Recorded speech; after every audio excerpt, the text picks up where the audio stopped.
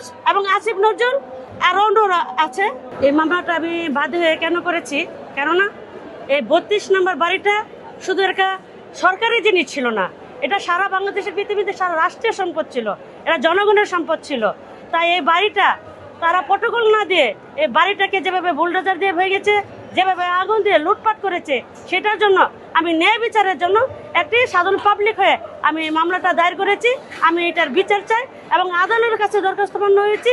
আদালত অবশ্যই এই ন্যায়ের পক্ষে থাকবে এবং বিচার দিবে। এই বাদে এটা হওয়া জানে কি, এরা আমার 30 লক্ষ শহীদের রক্তের বিনিময়ে, 2 লক্ষ মা বোনের ইজ্জতের বিনিময়ে এই স্বাধীন মাতৃভূমি আমাদের।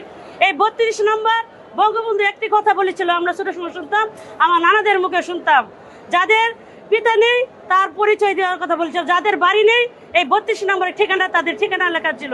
কিন্তু আজ সে যদি মদকে এই বাড়ি কোনো ছিল না, এই বাড়িটাকে কেন্দ্র করে এরা রাজনীতির সাথে কিন্তু পক্ষপণ্ড ছিল না। এটা বঙ্গবন্ধু সভা সারা পৃথিবীদের, সারা বাংলাদেশের, সেই বঙ্গবন্ধুর বাড়িটাকে আঘাত কেন করা হলো? এটা হলো আমাদের 32 নম্বর বাড়ি, আমাদের আতরগড়।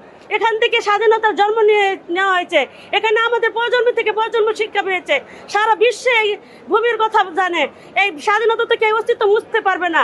সেই অস্তিত্ব মুছার জন্য এই ইনুসগণেরা মিলে যে বুলডোজার চালিয়েছে, কেউ প্রতিবাদ না করলেও, যেহেতু আমি একটা নাগরিক, আমার দায়িত্ব প্রতিবাদ করার জন্য, সেজন্য আমি একজন নাগরিক হয়ে প্রতিবাদ করেছি। কেননা মামলা করেছি আমি 27 জনের আসামি করে এবং অজ্ঞাত দিয়েছি 3000 থেকে 5000। প্রধান আসামি ইনুস এবং আসিফ নজরুল আর অন্যরা আছে।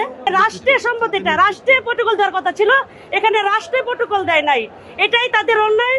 একটা বাড়ির সাথে রাজনীতির সম্পর্ক ছিল না, তারপরেও এই 32 নম্বর বাড়ি থেকে আঘাত আনা হলো।